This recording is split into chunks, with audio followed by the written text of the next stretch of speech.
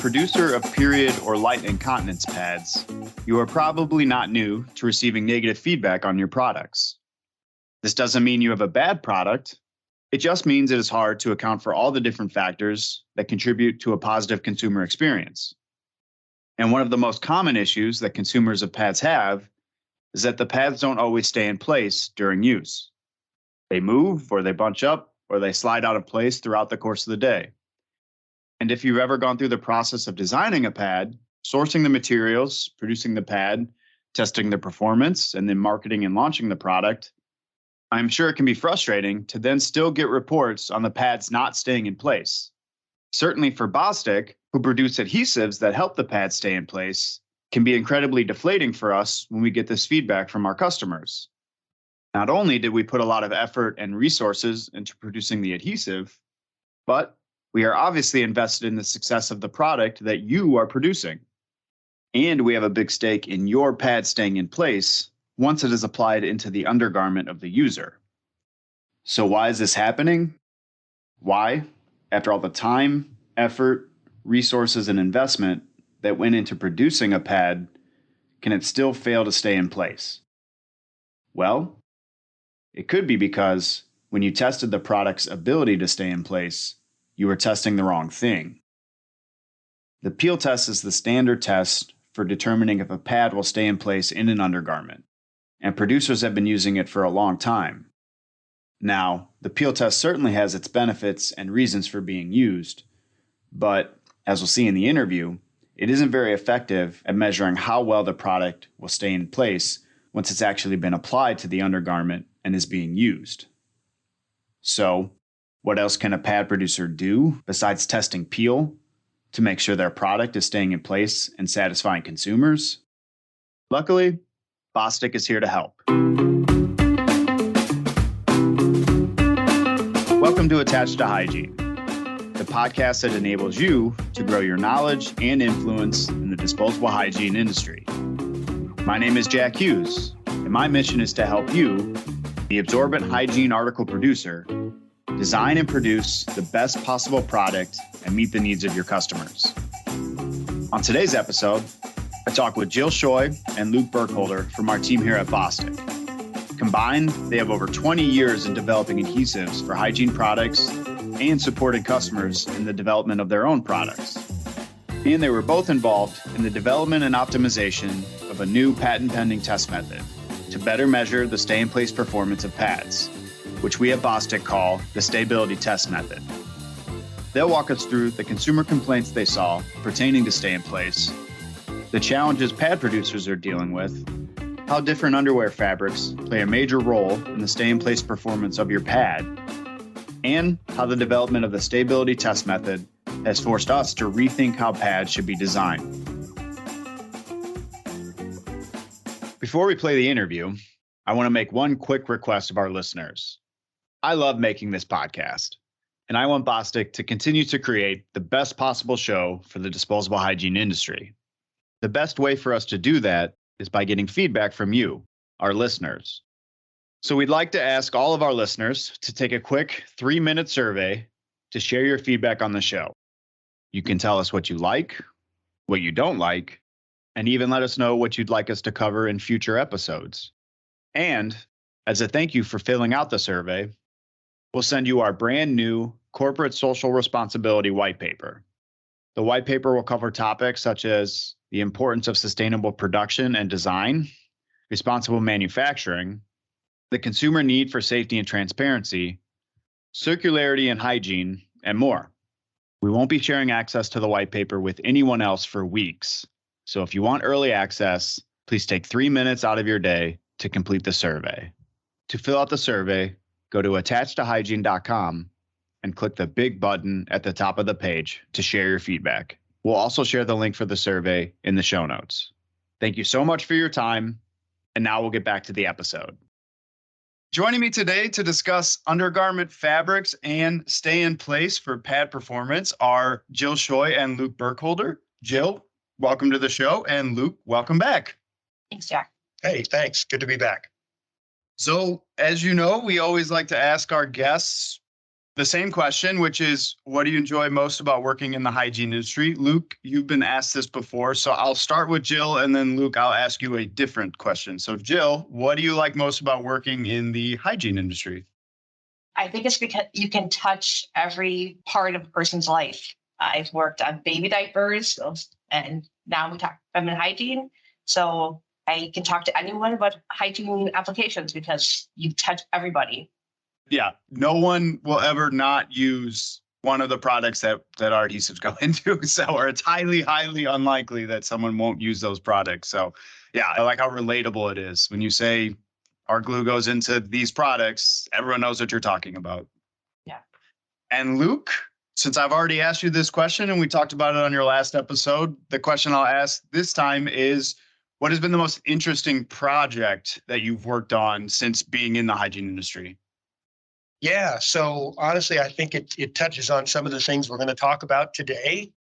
Was this project that we had to develop a test method for how a pad stays in place. I knew that I was getting into the hygiene industry when I took on this role now 5+ years ago. I did not anticipate that we would be having really, really productive and open discussions about feminine hygiene products and menstruation and how those products are used, and then even getting deeper to how is the consumer experiencing that and how can we replicate that and demonstrate it. And we had some very creative experiments that kind of didn't go anywhere, and we came up with a method that's practical and functional, that's given us some good stuff. We've patented it. We've trademarked the test method now, and we're using it to talk to customers about improving those products. So it's really been unexpected and fun and useful, and it's a confluence of all that. Yeah, similarly, we joined Bostik right around the same time. I think if you had told me 5 years ago that I would be doing a podcast or talking to people on the podcast about menstruation, the menstrual cycle, adult incontinence, anything that we talked about in the show, I wouldn't have seen it coming. So it's definitely not where I thought my career path was going when I joined Bostik, but I've loved every minute of it and have learned a lot. And it's good, right? We're normalizing that, I think, and I'll do it today, right? We're talking about garments and the user with their garment. Well, a lot of times that's a woman and it's her underwear. Yep. And she's menstruating. There's menses going in there, and kind of normalizing that and talking about it. I think it's a really interesting thing.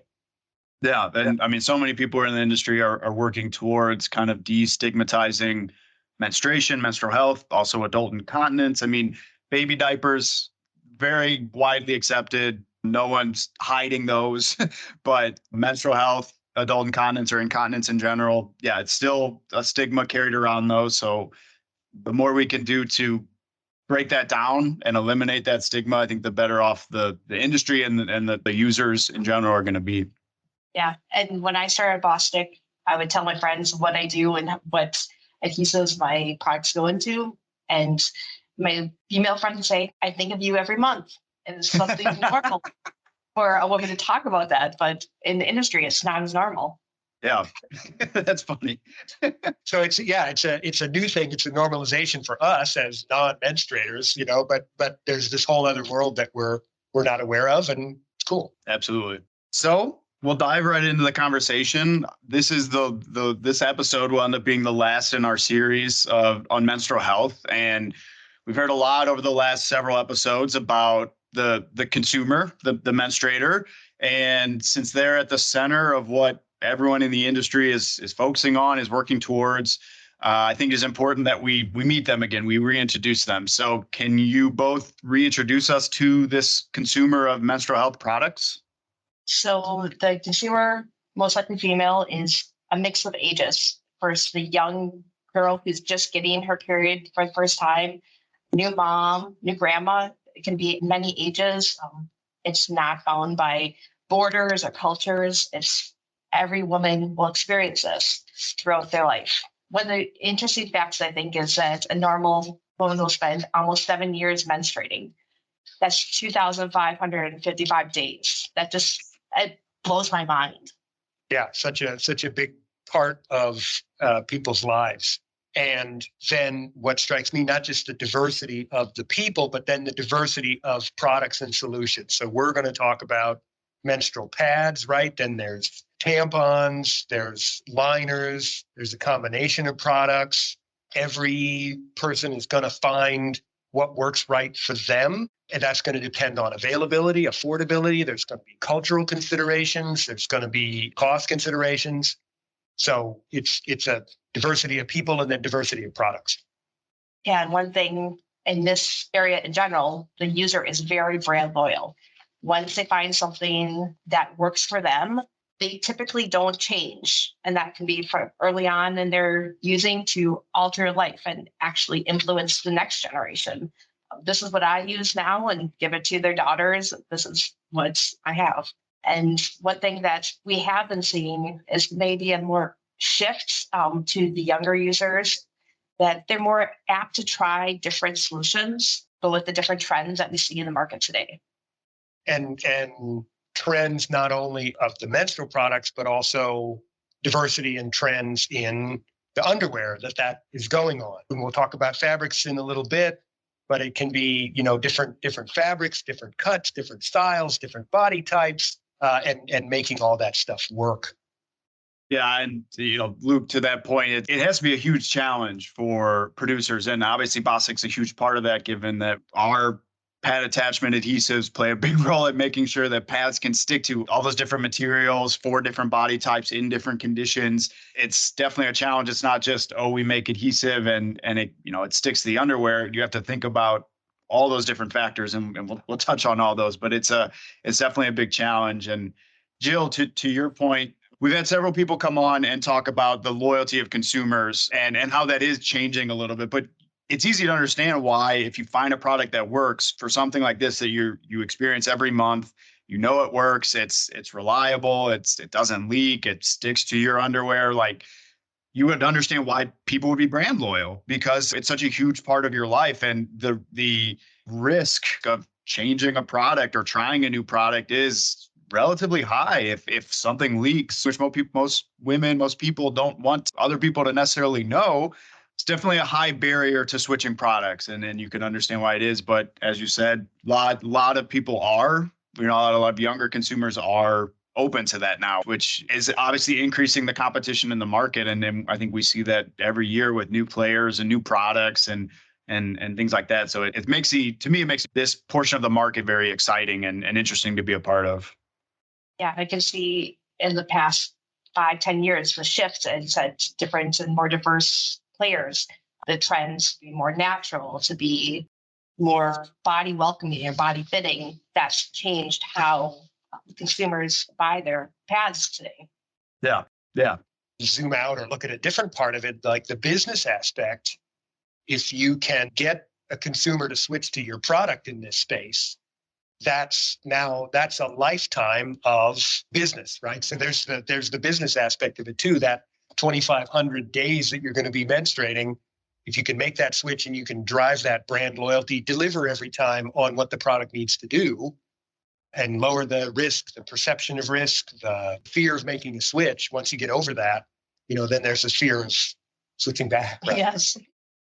Yeah. And related to that, on the production side, the producer side, there's also that risk of changing the pad attachment adhesive, because if it works and your consumers know it works, there's a high barrier to changing that as well, because you don't want to upset those consumers. You don't want to lose those lifelong consumers. And so obviously that can be very challenging for us as an adhesive supplier for trying to have a customer switch to our adhesive, but it goes both ways for the consumer and the producer in wanting to make sure that you're not changing too much, because there's a risk to it. Yeah, the pad attachment adhesive is one of the only adhesives that a consumer will actually know is in a product. Most people don't know there's glue in baby diapers or adult incontinence products, but women will know that there's glue at the bottom of their pad. Yeah. And from early on in life, you're kind of unknowingly trained of how it's supposed to feel, how it's supposed to work, and any change or perceived change could affect usage. Yeah. And the manufacturers that we work with are really quality-driven organizations, consistent production, execution-driven organizations, then you're right. When they have something that works, maybe you can come up with an interesting potential improvement. But boy, you better be able to do your homework and demonstrate that that's really going to be better, and it's not going to compromise any of the current good features of that product before they're willing to make a switch. So that brand loyalty or that adhesive loyalty or product loyalty is not even just at the consumer level, right? It's even at the manufacturer level. Yeah. Yep. The big challenge for us. So want to dive into the kind of the needs of these consumers. You've touched on it a little bit, but overall, what are they looking for? What do they need when it comes to choosing a menstrual product? So we've already touched on it. You said, what I like to say, the pad has to work and not fail. It has to work every day in the same way. So it has to be able to absorb, not cause leakage. It has to be able to meet the needs of the consumer, whatever she's doing, not just when she's sleeping or when she's sitting in an office desk, if she's running or chasing children around the house and not knowing when she'll be able to change a pad. So not having that worry, to be able to give her the confidence that she is able to live her normal life, a typical standard day. Yeah, and if I can take a complex problem and break it down, right, that's what I like to do. So kind of beginning, middle, end. We've got to be able to deliver it to the consumer. So it's got to sit on the shelf. It's got to sit under the bathroom cabinet or wherever it lives. And it's got to come off the release liner, be easy to apply, kind of easy to work with, maybe reposition. Then in use, it's got to be, ideally it's something that's discreet. It doesn't have an odor. It stays where you want it. It works. It doesn't leak. And then at the time of removal and disposal, right, it comes off. It doesn't leave residue. It doesn't destroy the underwear. That process is easy, right? It makes disposal easy. Yeah, and as Luke had touched on, it sits for a long time. So when we look at the life cycle of the adhesive, it's not just for 2 months. It might sit for a year before getting used, and the adhesive and the pad needs to work the same day 1 and day 365. Yeah, the example I thought of is somebody's using an overnight pad in addition to what they're using during the day. They may be using one of those pads per day. So if you got a pack of 30, that's going to be several months before those are all consumed. Yeah. And not to mention the time that spends in finished goods inventory, then transit, then store inventory, then, home inventory, right? Yeah. And we talked about limits. So you don't want to limit activity during this. And you also don't want to limit choices. So as we touched on, there are different underwear types and different underwear fits. And that's not something that women want to give up during their menstrual cycle. So as I was thinking about it, the pad has to fit into the woman's life, not the other way around. Mm-hmm. That's a good point. That's a really good point. And then it's just diversity of everything. So it's diversity of activity, diversity of clothing, diversity of body type, diversity of cultural experience. And if you can boil it down into one challenge for this material, these products, it's how do you make one thing that potentially every woman on the planet would be happy with? Yeah, not easy. not easy. So acknowledging that that's not easy, and with all those needs in mind, what are some of the challenges for producers in meeting all those needs? Yeah. So we only get to pick, the industry, we only get to pick one of the substrates that the glue has to stick to, and that's the pad, right? So whatever film that pad is made of, that is a choice that the producer has. And then the consumer is going to choose the other substrate, the underwear fabric, from a super wide range of fabrics. Yeah. And where the fabrics come from and how they're put together changes all the time.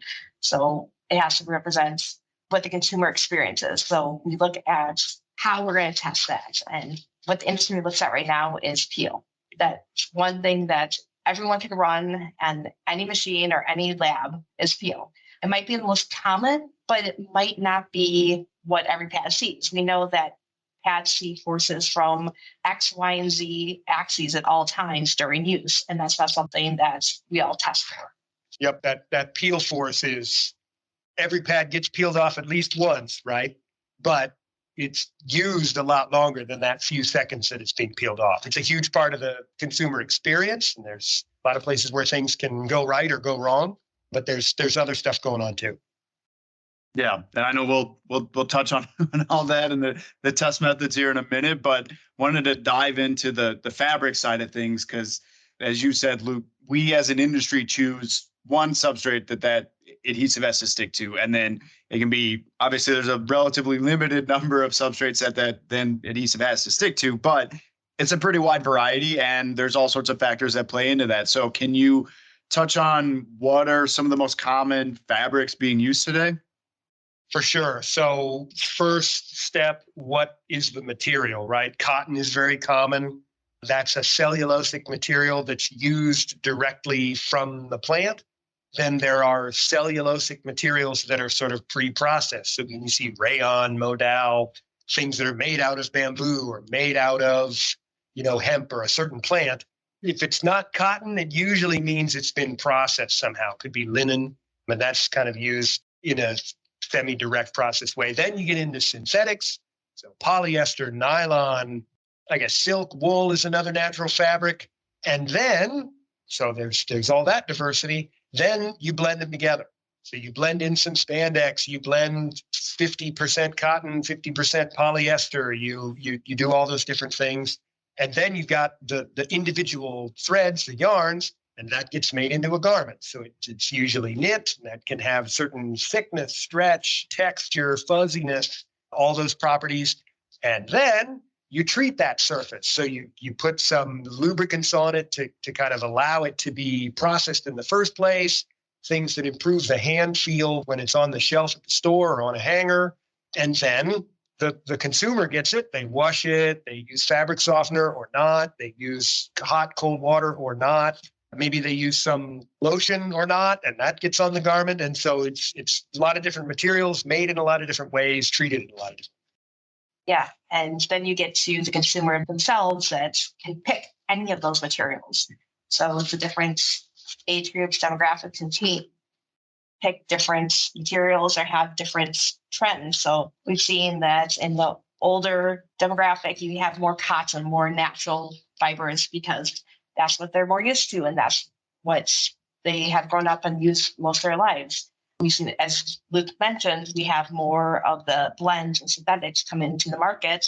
You're getting more for body feel and body fit, and also for aesthetic. So you have to be able to attach to those. And then you look at different income levels that could also affect what the consumer will buy. Something that is more expensive or a more affluent purchaser might buy something that is more of a blend to give the feel and look, and compare it to more of a cotton-based generic undergarment. Yeah, there's no catch-all. You need a product, you need adhesive that can stick to all of those things. I mean, you said there's differences among regions, but even that, I mean, it's not like every woman in the United States is using cotton or using silk, or, silk's very popular in Asia, but that doesn't mean every woman in Asia is using silk. And so you have to design a product, design an adhesive to really meet all those needs. And it's a challenge. And I want to dive deeper into that because through this work that we've done, we did a deep dive into these different materials and these different fabrics. And when I was reviewing some of our learnings, like it was just incredibly interesting to me because it's something that I, not being a menstruator, never wearing a pad, don't have to worry about. I just choose my underwear fabric and go about my day. So can you dive into some of the differences among the fabrics that we studied? So when we start to think about fabric, kind of then from the top down, maybe kind of going the other way, what are the physical properties of that fabric? So we can stretch the fabric, measure its modulus, it's some physical measure of its stretchiness in machine direction, cross direction, the direction we think that the pad is going to be peeled off of it or that it's going to be used. And then that'll be affected by the materials, but also the way it's knit, the way it's constructed together. And then we can kind of use even just like optical microscopy, just look at it and how often do you encounter a yarn, right? What is the structure of it? How fuzzy is it? What is it that we're sticking to as we're trying to characterize that just kind of from a physical standpoint?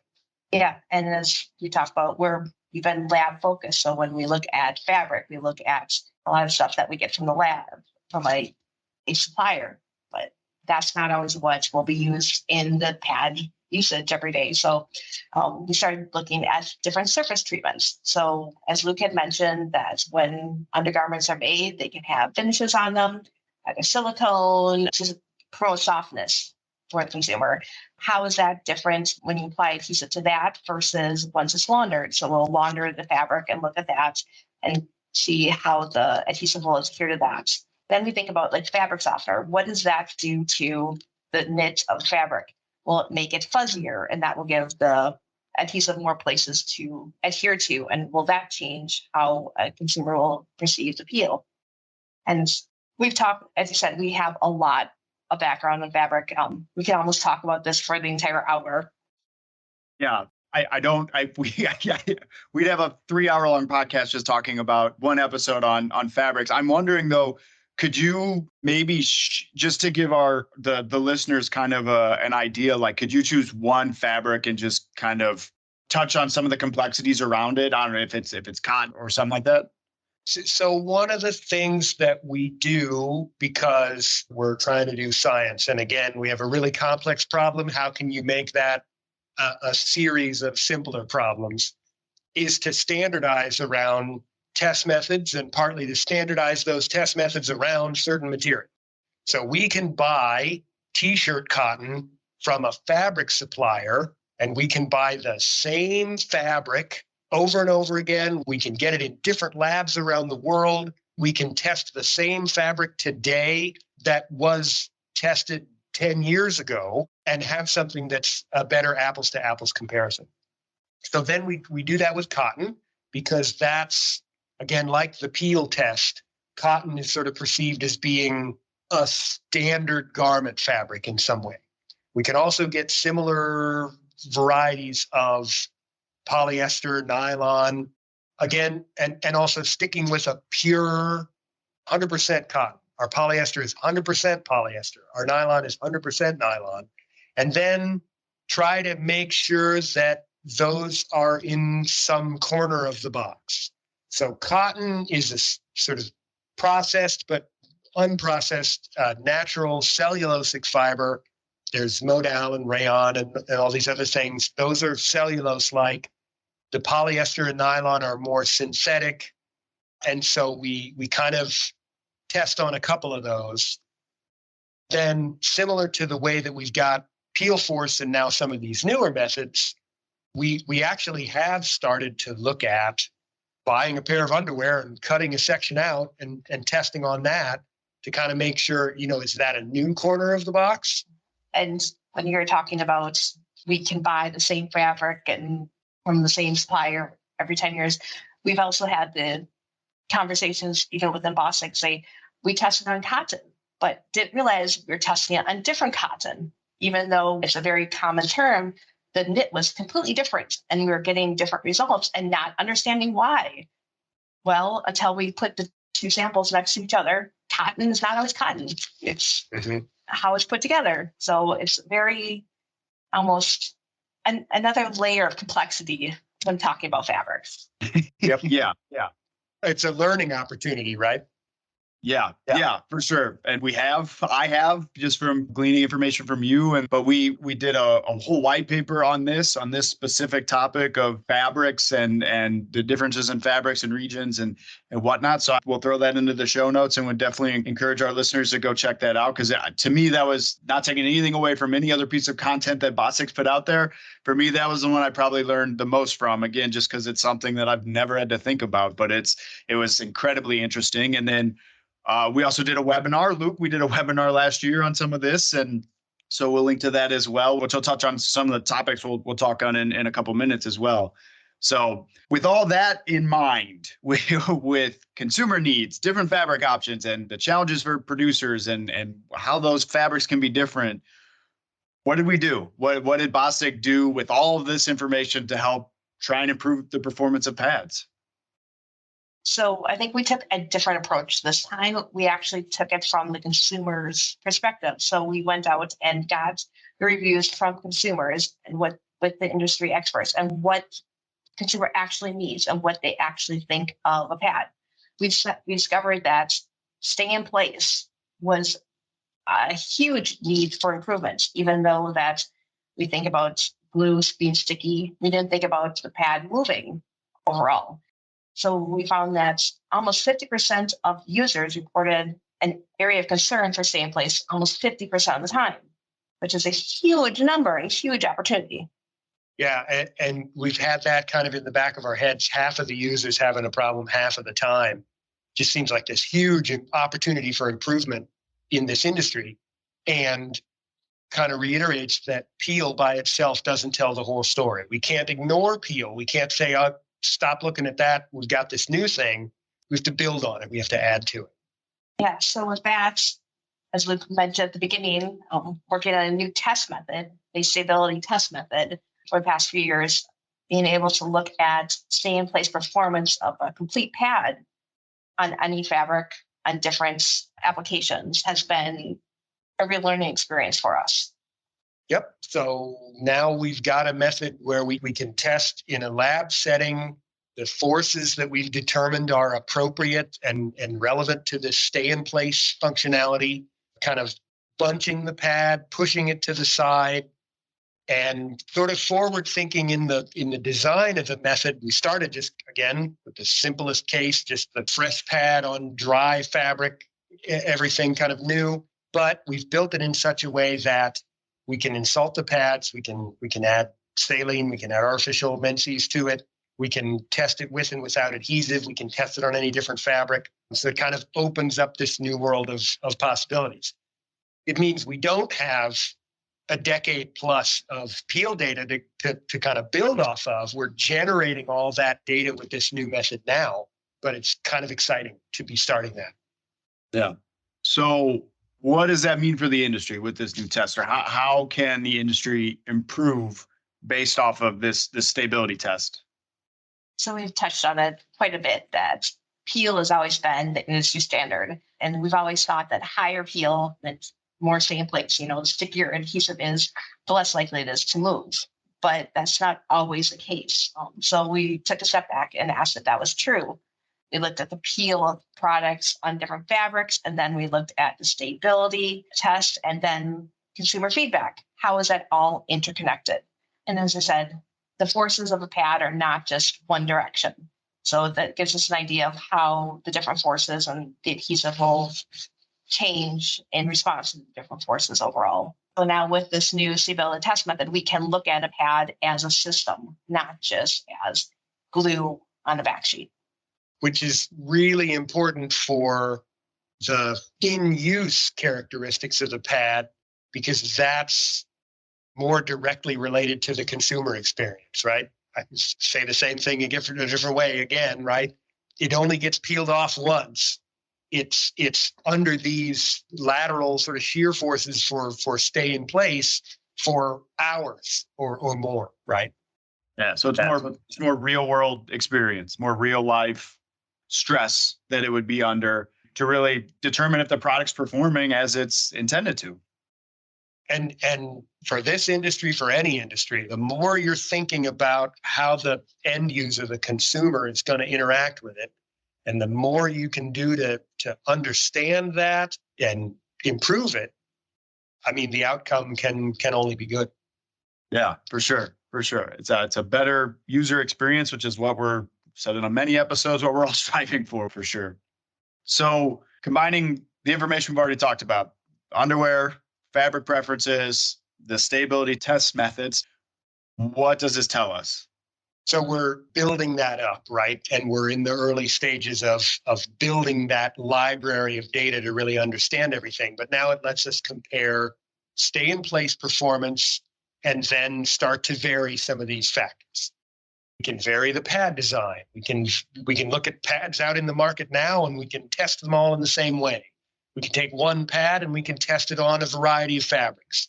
We can take one pad and put multiple different adhesives on it and test it on one fabric. So now we're in this kind of a little bit one variable at a time, but also kind of design of experiments type thinking, if people are familiar with that, of, all right, I've got this multi-factor problem. how do I put it together? And then build the quantitative kind of database for stay in place, and then be able to compare that, right? Ultimately, be able to demonstrate an improvement of customer experience by however it is that you measure customer experience, right? Do you measure that one-off anecdotally? Do you measure it by online reviews? Do we partner with somebody to go a little further with, how does the consumer really interact with it?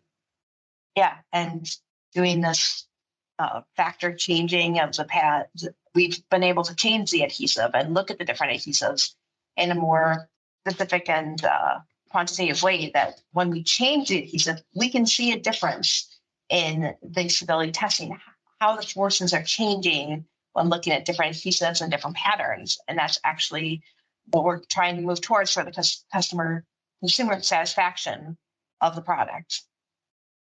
Yeah, it's taking things, I mean, as you've said already, it's taking things beyond just that simple, how does it peel? What is the resistance when it peels, the force? It's that next level. And as you said, it's really putting the consumer experience kind of at the middle of it all. Yeah, it gives a bigger, completer picture of what's impacting the performance of your pad, particularly around stay in place, and then highly related to that, the consumer satisfaction.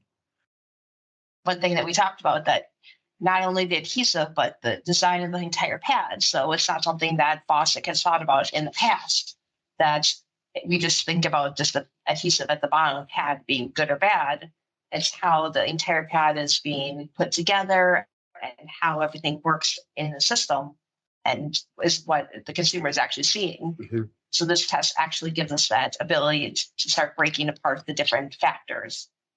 Yeah, I think that's been one of the kind of unexpected learnings of this whole journey, is that the way the pad is glued together inside, with the way the back sheet is glued to the core to the top sheet, whatever other layers are in there, can have an effect on the way the pad stays in place, and therefore the consumer's experience. Where I think before this project, it was, all right, we're going to get the best core, we're going to get the best back sheet, we're going to glue that together, and then we're going to put the best PFA on it, and all of those things will be, we can make all those decisions individually. And we're seeing now, no, it's got to think of adhesion as a property of the system. It's not a property of the adhesive by itself. Yeah, and I think we talked about this in some other another slightly related podcast with Christophe Morel. He talked about, it's not just about using specific materials, it's looking at the entire design of the product. And in his case, we were talking about end of life, but obviously that has a huge impact on performance as well. And just, as you said, not just choosing the best adhesive, the best core, the best substrates. It's, when you combine all those, it might not be the best. And so it allows you to be a lot more granular with the choices that you're making and testing those to make sure that, again, the consumer has the best experience with your product. So obviously, we didn't just develop this test. We also tried to develop a product that performed the best for this test. And so we don't want this to be an overt advertisement, but we do want to touch on that because it is important to talk about, not just having a test, but having products that can meet the needs of this test.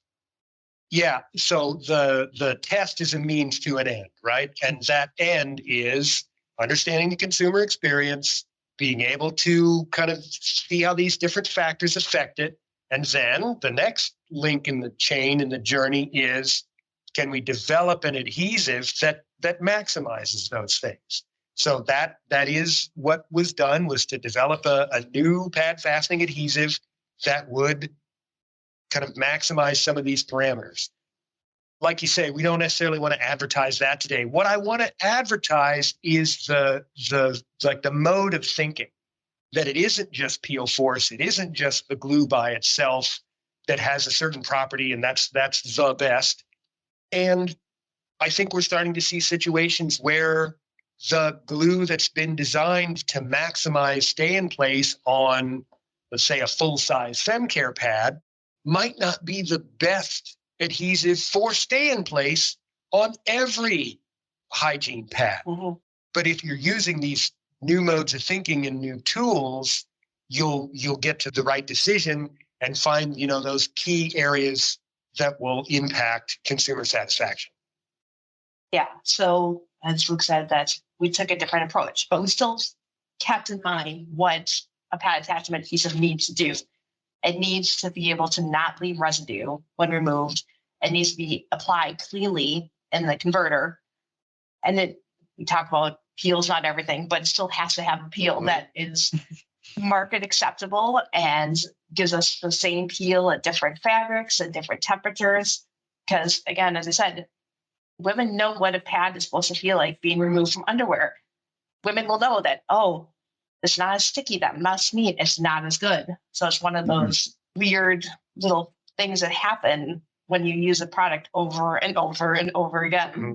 And part of the consumer experience is the perception. So even things like the color of the box and the wrapper and the smell, and like Jill said, the feel, the sound of the product, there's a certain set of expectations, right? So I feel like there's this even deeper level that, maybe some of our manufacturer partners are digging into because they're one link in the chain closer. Mm-hmm. But yeah, we're having to kind of manage all those things.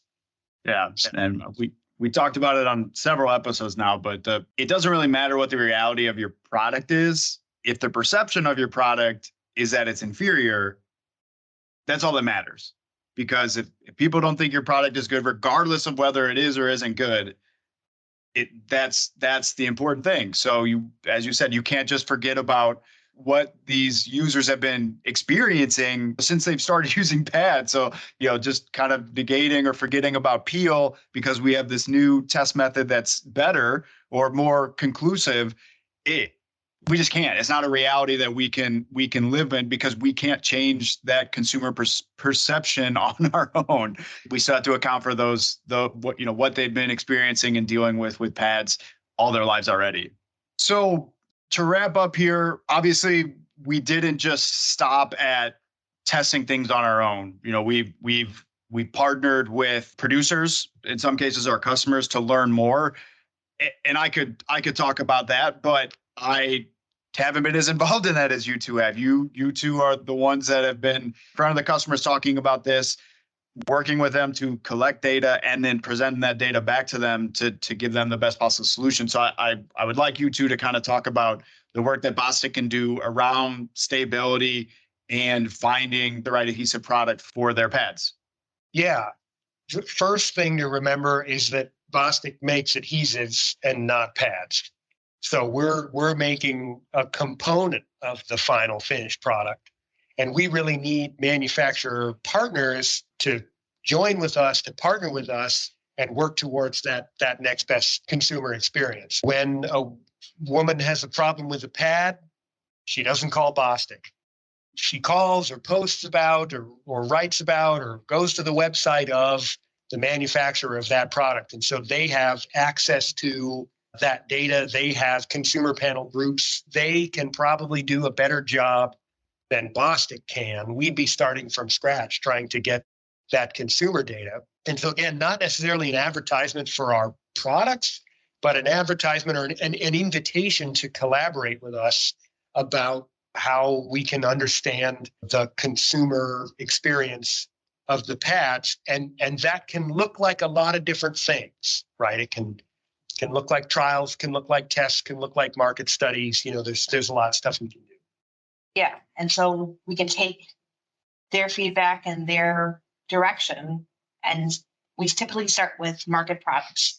That's what we can get easy. As we said, we don't make the pads ourselves, but we can start looking at what a pad looks like in the Staybility Test Method, in the peel method, how we can correlate anything in that area, what the different add-ons look like and the different adhesive patterns as well. How is that affecting the consumer experience? Those are many different factors in a very small package.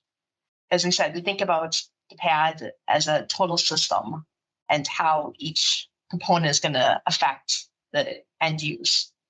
So we look at how we can recommend, as Lucas said, the best adhesive for the product at hand. when you're looking at stability and the other test methods. It said there may not be a one size fits all for all adhesive products and L pads. Again, not knowing where the adhesive is going to be stuck to, we talked about fabric choices and design choices. It's more of the partnering and learning with our customers and what the consumer really needs in the marketplace. Yeah. And just to kind of add to that, wrap that up, reiterate what you both said. We don't produce the pads. We can't do it on our own. We really want to use this as an invitation to producers out there of pads, and we're focusing here on menstrual pads, but light AI pads, certainly, very similar products in many ways. So we're open to collaboration and partnering on that as well. But if you want to learn more about the Staybility Test Method, if you want to get your pads tested, if you have an interest in learning about our adhesive solutions for pad fastening attachment adhesive, please reach out to us. We have a form on our website. I'll throw it into the show notes. But we want to partner with you. We want to make sure we are doing all the due diligence we can to use and improve the test method, to make sure our adhesives are meeting the standards of the industry, but also just to help our customers and producers in the market make the best products for the consumer. So if you're interested in that and you're a producer of pads, please talk to us. We're happy to do so. We'd love to do that with you. So, Jill, Luke, thank you for coming in to share with us what you learned over the last several years working on the test method, on the fabrics, and on the product itself. This was very helpful for me, and obviously the things that you two have helped put together over the last 2 to 3 years around this topic have been very beneficial to me and to others in the market. So thank you for that, and thank you for joining us today. Thanks, Jack. Thanks, Jack. And thank you, Jill. So, as you heard, if you're getting negative reviews on the stay-in-place performance of your pads, it could be because you are testing the wrong thing. Bostic's Staybility Test Method can help you test how well your pad will stay in place when put under everyday forces and pressure, and whether you should consider changing your pad attachment adhesive or other components of your pad to ensure that it is meeting the expectations and needs of your consumers. As Jill and Luke said, if you want to test your pads against others in the market, then just click on the link in the show notes and fill out the form to speak with us about the Staybility Test Method so you can see how your pads stack up. Again, all you have to do is go to the link in the show notes, fill out the form, and when the form asks which area you'd like more information on, select Services and Support, mention the Staybility Test Method in your description, and then hit Submit. After that, someone from Bostik will be in touch to learn more, and members of our technical team, like Jill and Luke, will be able to start testing your products. As I mentioned at the beginning of the episode, we'd love to get your feedback on Attached to Hygiene so we can continue to improve the show. If you'd like to share your feedback and get our new CSR white paper as a gift, please click the link in the show notes or at the top of the page on attachedtohygiene.com to complete our survey. Attached to Hygiene is brought to you by Bostik and is hosted by me, Jack Hughes.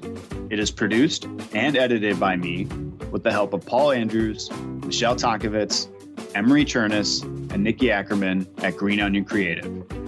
Our theme music is by Jonathan Boyle. We'd also like to extend a special thank you to our guests, Jill Scheu and Luke Burkholder. You can connect with Luke on LinkedIn or email either one of them at our dedicated hygiene email address, hygiene@bostik.com. Thank you for listening, and we'll see you next time.